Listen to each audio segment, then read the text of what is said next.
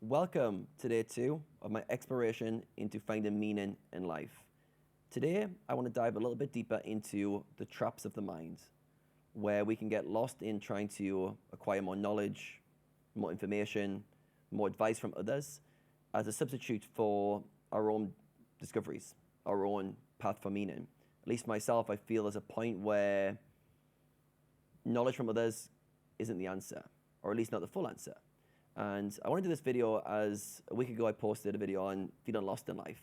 I got loads of great feedback and great advice from people to explore this option, explore that option. Why don't you try this?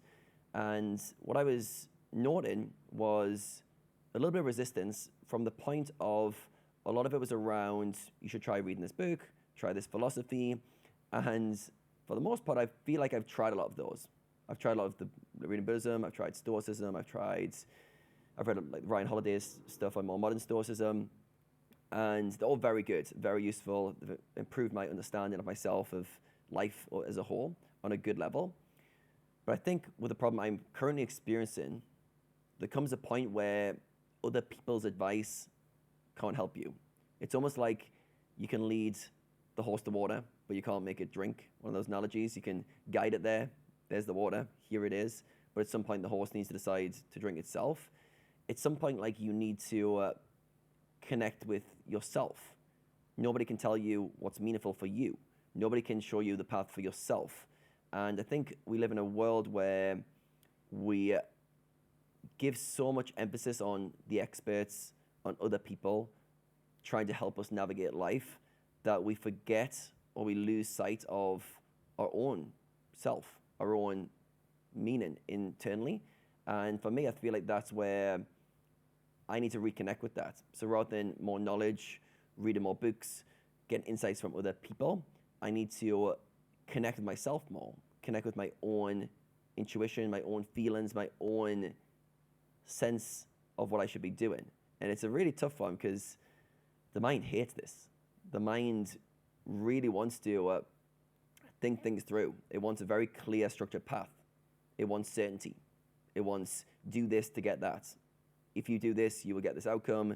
You will be safe. You will be successful. You've made it. And it's very addictive to get caught in that model of the mind, of trying to satisfy the mind's needs, plow more and more knowledge into yourself, hoping that wisdom and insight comes out the other side of it. But what I'm finding now is that insight and wisdom, which is what I'm searching for right now in order to find connection and meaning, can't come externally. It can't come from anyone else's philosophy. It can't come from anyone else's lived experiences. They can be pointers. They can be forms of inspiration. They can lead me into exploration. They might open up a topic like they have today, but they can't give me meaning because I have to give that to myself. I have to find that myself by listening to myself more. So yeah, this is videos for anyone who is maybe spending too much of their time in their mind trying to figure things out. I think the mind is much better at solving abstract problems, do this to get that. It's good at setting direction. It's good at setting goals. But in terms of like the lived experience and the feeling of meaning, the mind always falls short, or at least my mind always falls short. For example, it thinks if I get X result, I'll be happy. For myself, one of them was my poker goals. If I got to the high stakes, earn X amount of money, create this freedom, 100% happiness guaranteed. Can't fail. I got there, and I was like, where's the happiness? Where's the fulfillment? Wasn't there. And the mind does this over and over. It tricks us into this pursuit will lead to this feeling. And what I'm starting to realize is there's a big disconnect between what the mind thinks will give you meaning and purpose and feelings that you want, and what's actually true. And in reality, like, we live games of trying to satisfy the mind's obsessive drives, trying to do stuff.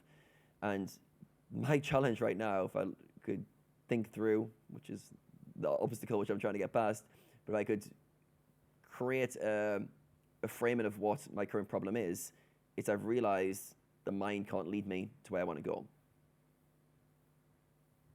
the mind doesn't have the answers.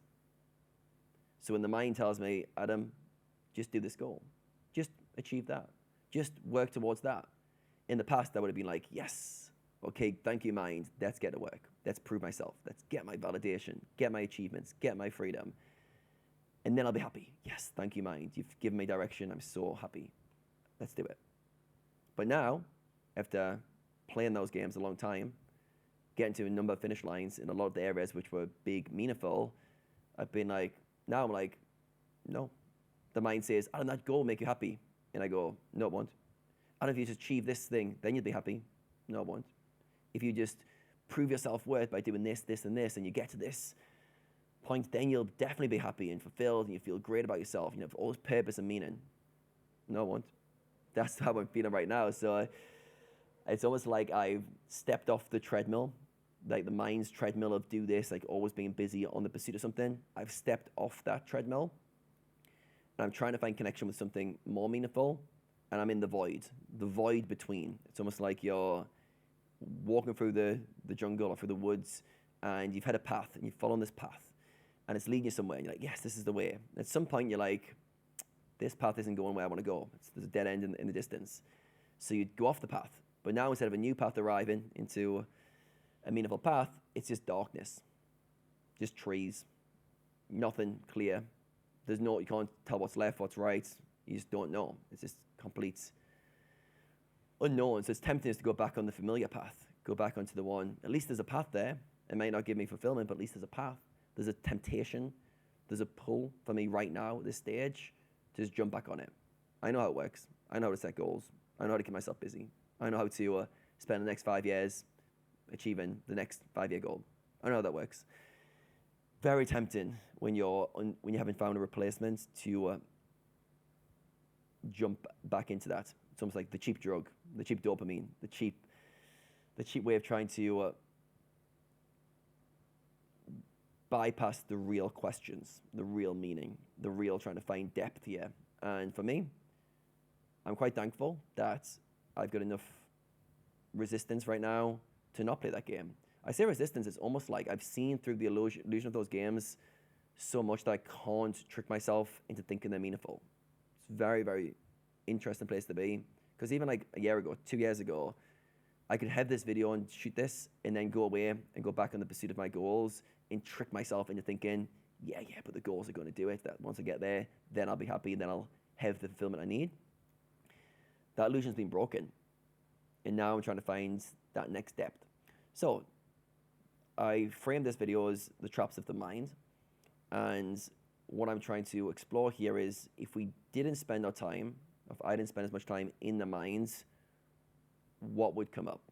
So that means by spending our attention somewhere, right? Our attention's in the mind, or it can be in our lived experience. It can be in our body. It can be in the environment we're in, right? So if I was spend less time in the mind, and I get more in tune with where I am right now, in tune with the feeling.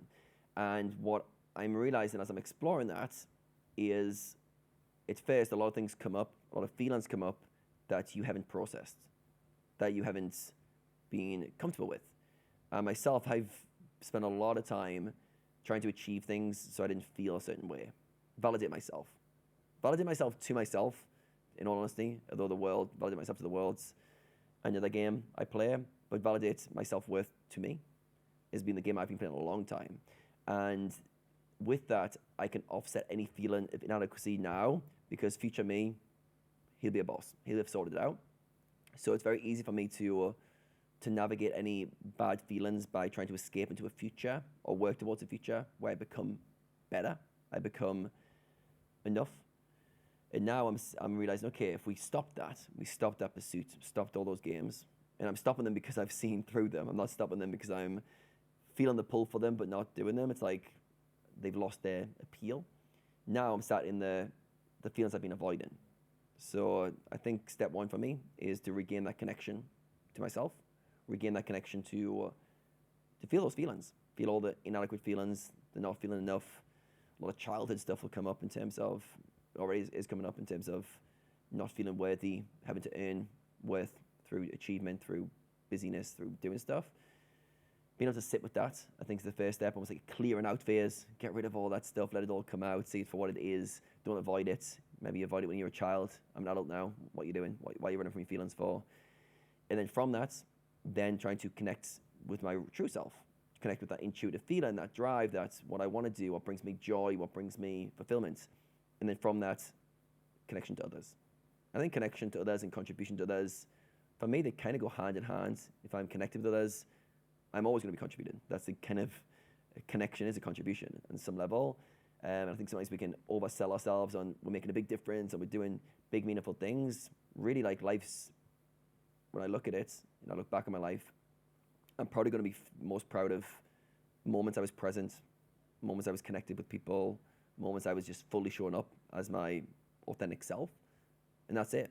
Big achievements might look good from the outside, but I'm sure when I look back, when I get old, which will happen soon, I will look back and I feel proud of connection and proud of moments I was there. So yeah, this is my exploration today into the minds. Let me know if you guys are struggling with this. Anyone in the comments, let me know any of your own challenges with being stuck in the minds and yeah, how you're trying to navigate this. I'm really interested as I'm going through this series to hear how others are also trying to navigate this problem. I'm sure you guys are coming up with different solutions, exploring different avenues. So yeah, I'd love to get this comments engaged and you guys share with me what you're learning. All right, guys, I'll see you tomorrow.